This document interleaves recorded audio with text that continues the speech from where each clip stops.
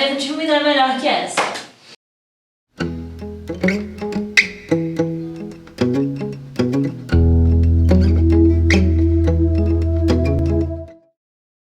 Oi gente, tudo bem? Tá começando o terceiro vídeo da série do Instituto Curupira Indica numa versão estendida e hoje nós vamos conversar um pouquinho sobre o filme O Preço do Amanhã, do diretor Andrew Niccol. O filme foi lançado em 2011 e a história dele versa basicamente a respeito do tempo e do dinheiro, numa analogia muito bacana onde literalmente o dinheiro, a moeda da sociedade, é o tempo. Pode ser que esse vídeo contenha alguns spoilers, mas eu te garanto que o filme mesmo assim vale a pena. Então a história é mais ou menos o seguinte: as pessoas vivem até os 25 anos sem nenhuma cronometragem de tempo, e aí quando chegam nessa idade um relógio começa a contar. Para as pessoas que já são ricas, esse relógio já começa com muita vantagem, com muito tempo.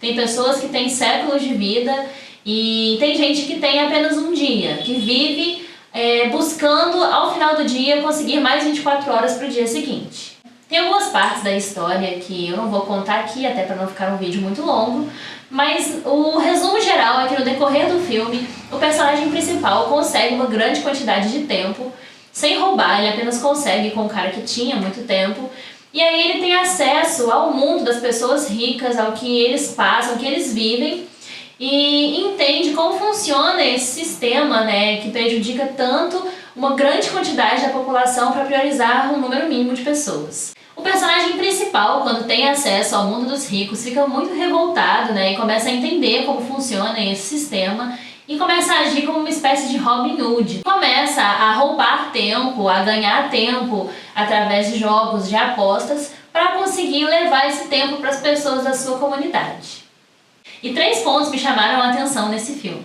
O primeiro ponto que me chamou muito a atenção no filme e que se assemelha muito à nossa sociedade é sobre o quanto os ricos ficaram incomodados com o fato que o Will tenha ganhado esse dinheiro e tenha passado a frequentar os mesmos lugares que eles. Isso é uma coisa que a gente sabe que na sociedade acontece e eles ficam extremamente incomodados com isso. E o fato dele não ter roubado, né, e simplesmente ter ganhado dinheiro não foi uma coisa que foi um motivo de comemoração, muito pelo contrário.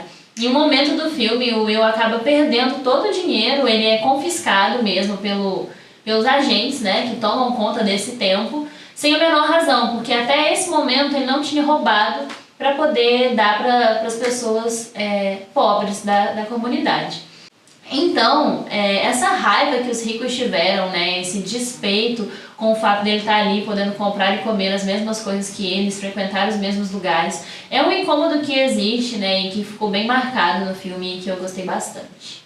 Uma outra coisa que também está muito presente na nossa sociedade, que é até um pouco irônico e com certeza muito triste, é o fato de que esses agentes, né, a polícia mesmo do filme, não se incomoda quando tem roubos entre pessoas da própria comunidade. Eles não fazem essa questão de prender ladrões que estão ali cometendo crimes no meio dos pobres, e sim se preocupam mais com o Will, que é o personagem que está ali no meio deles. O que se assemelha muito ao nosso modelo de sociedade, que tem várias pessoas que são corruptas e ocupam espaços de muito poder e são basicamente inacessíveis, né, inalcançáveis aos olhos da justiça, enquanto pequenos criminosos mal têm chance de defesa, né, mal conseguem se defender, vão parar rapidinho atrás das grades por um longo período de tempo. Essa alusão do tempo como dinheiro também é uma coisa que me fez pensar em relação à pandemia, né, do Covid-19, onde a gente sabe que tem muitas pessoas que, principalmente com a falta do auxílio emergencial, realmente não sabem como vai ser o dia de amanhã. E aí eu percebi, né, no final do filme, que o título tem muito mais a ver com justamente isso, sabe? O preço do amanhã, do que vai ser no dia seguinte, como as pessoas muitas vezes só têm 24 horas, do que uma crítica para o futuro. Eu acho que, claro, é uma alusão às duas coisas, mas é mais nesse sentido, assim.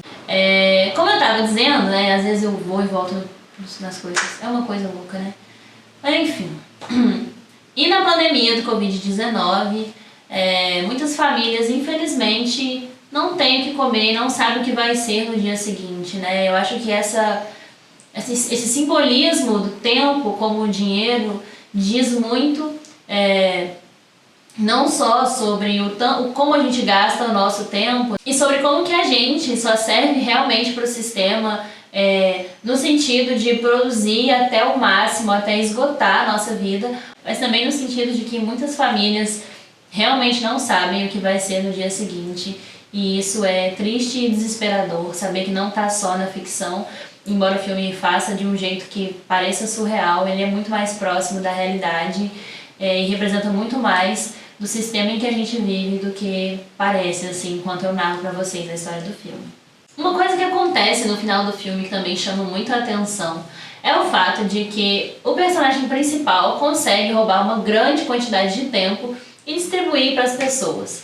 E aí o rico, que era dono de todo esse 1 milhão de anos, que é a quantia que ele consegue juntar ao longo de sua vida, fala pro Will que ele vai conseguir mudar isso, né? Talvez por 1 ou 2 gerações, mas que logo em seguida tudo voltaria ao normal, que é o normal do sistema capitalista, né? Que lá eles chamam de seleção natural de Darwin, porque as pessoas sempre vão querer mais que as outras, sempre vai ter um que quer viver infinitamente, sempre vai ter uma pessoa que quer ser imortal. E se a gente for pensar nisso, né, num contexto que traga para a realidade, realmente é muito difícil romper com um sistema que não é nada empático, que não tem nada de afeto e cuidado com as pessoas que realmente precisam e que só quer crescer o bolso e aumentar o poder de algumas pessoas. Uma frase que é dita também por esse personagem que faz o papel do rico no filme é que para que alguns sobrevivam por muitos anos, muitos têm que morrer. E aí o Will responde que ninguém deveria viver para sempre se uma pessoa sequer morrer. E é impossível não trazer isso para a nossa realidade atual, de fome, de miséria, de pandemia, sem pensar que existem pessoas que estão na segurança de suas casas, trabalhando em home office desde o começo da pandemia, e tem pessoas próximas a mim, e com certeza próximas de vocês também, que não pararam sequer um dia e estão aí correndo risco de vida para poder conseguir mais 24 horas de tempo, de dinheiro, para sustentar uma família e uma casa. Uma parte do filme que nos consola, né, embora de maneira irrisória, perto de tudo que o filme traz de reflexão e choque de realidade, é o fato de que uma das personagens, que é muito rica, diz que as pessoas ricas também não vivem, né? Embora os pobres morram sem tempo, as pessoas ricas também não vivem, porque vivem de um jeito que é fútil e que não aproveita as pequenas coisas da vida e não consegue, tem sempre seguranças em volta, não tem que gastar tanto tempo, né, que no caso lá é a moeda. E isso faz a gente pensar também, dar valor às pequenas coisas e aos pequenos afetos, aos contatos que a gente tem com as pessoas à nossa volta e a valorizar o que realmente importa, que na verdade é o tempo e não o dinheiro. Enfim, gente, esse foi o nosso vídeo de hoje. Eu espero que vocês fiquem interessados em assistir esse filme, que está disponível na Amazon Prime e, se não me engano, tem também no YouTube. E eu espero que vocês assistam e gostem e fiquem reflexivos e sejam sempre empáticos com aqueles que têm menos condições que a gente e que a gente possa estar sempre ajudando uns aos outros sem colaborar tanto, embora seja impossível sair, né, desse modelo de sociedade, sem colaborar tanto para esse capitalismo desenfreado que não pensa nas pessoas. É isso, gente. Tchau!